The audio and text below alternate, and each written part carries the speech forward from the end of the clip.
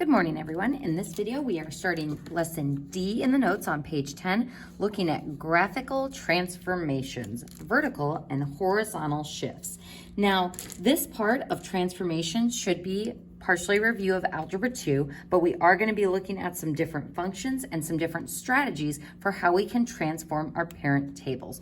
So first, we're just going to write down some of the notes here. H stands for horizontal shift, and K stands for vertical shift. Horizontal shifts are on the inside of our function.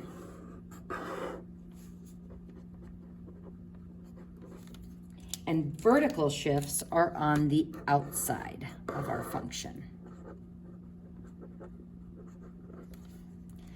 Now, next to the inside shifts, I'm going to draw my eyes going across, because inside shifts, the sign switches and does opposite of what you would expect. Similar to how when we pulled out our H and K values from conic sections, the sign switched as well.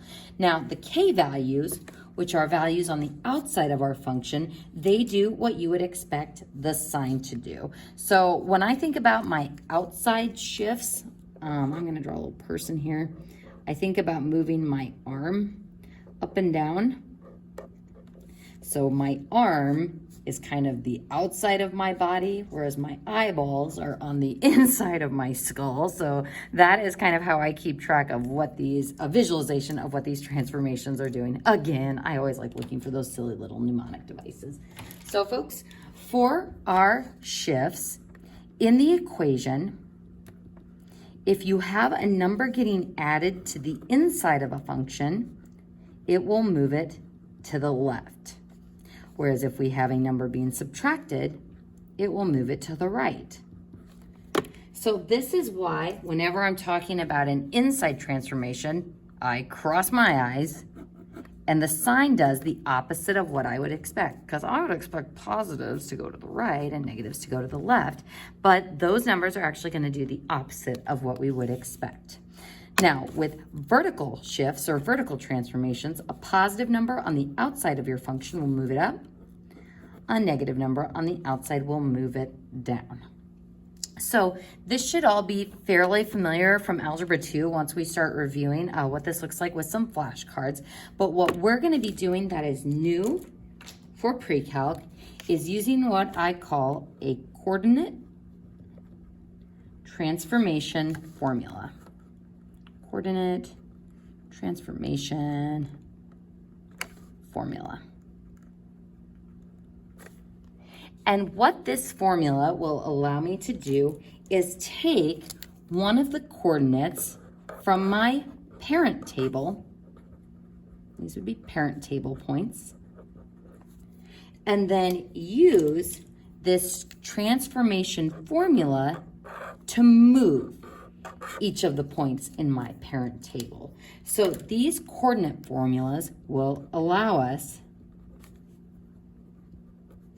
to transform the parent table.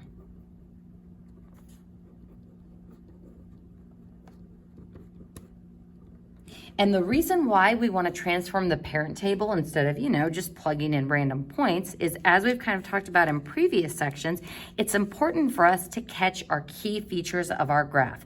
Now, with what you did in Algebra 2, we were always trying to catch the vertex. But with our new graphs that we learned with the Dirty Dozen, we want to also catch things like asymptotes, both vertical and horizontal. So this is what will allow us to do so. So folks, in our coordinate formula, it will be x minus a number and y. The minus will be x plus a number and y, whereas our up, down, or outside transformations will be x and y plus the number, or if it's down, x and y minus the number. So vertical shifts affect our y values and horizontal shifts affect our x values. And notice that if it's plus in the equation, it's minus in the coordinate formula. If it's minus in the equation, it's a plus in the coordinate formula. So folks, in our next little video, what we are going to do is just some practice on how to identify what inside a function looks like and what outside a function looks like, and how we can tell whether the function is going left or right or up or down.